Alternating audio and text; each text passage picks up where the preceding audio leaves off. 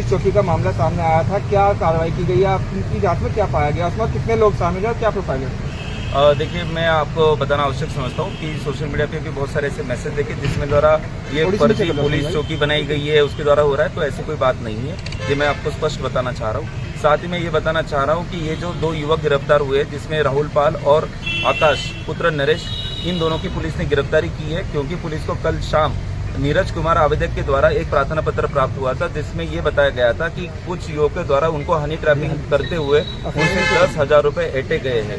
थाना ब्रह्मपुरी में इस बात को गंभीरता से दखल लेने के पश्चात में टीम गठित की गई और वादी के निशानदेही पे जो ऑफिस था, जिसके ऊपर कार्यालय और ये संबंधित व्यक्ति उनका नाम लिखा हुआ था, उसको ढूंढा गया। साथ में जब जो टीम हमारी गठित की गई थी, जब आरोपी वहां पे पहुंचे तो उनको वहां पे पकड़ा गया और वहां से जो बरामदगी हुई, जिसमें इनके द्वारा इस प्रकार के हनी ट्रैपिंग के शिकार करने के लिए इस्तेमाल किए जाने वाला लैपटॉप और मोबाइल, इनकी बरामदगी पुलिस को हुई है।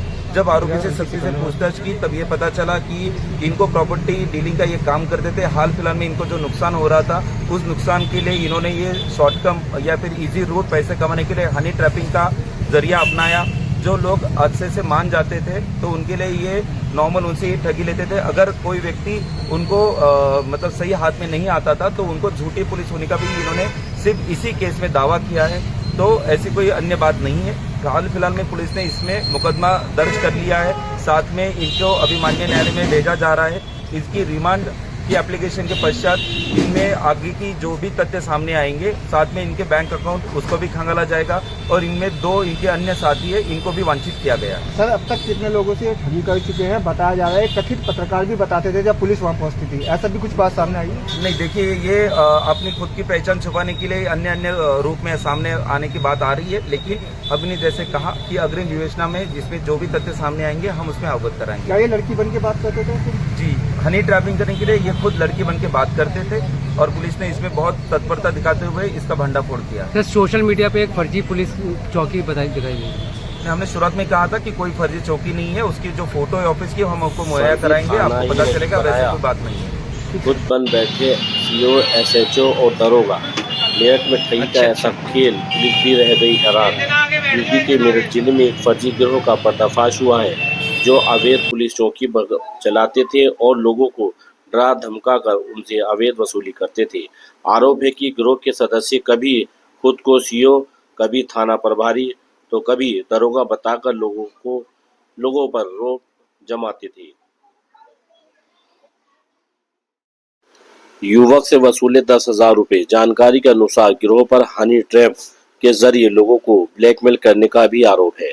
पुलिस को मिली शिकायत में बताया गया कि युवक को कथित तौर पर अवैध हिरासत में रखा गया और उसे छोड़ने के बदले 10,000 रुपए वसूले गए।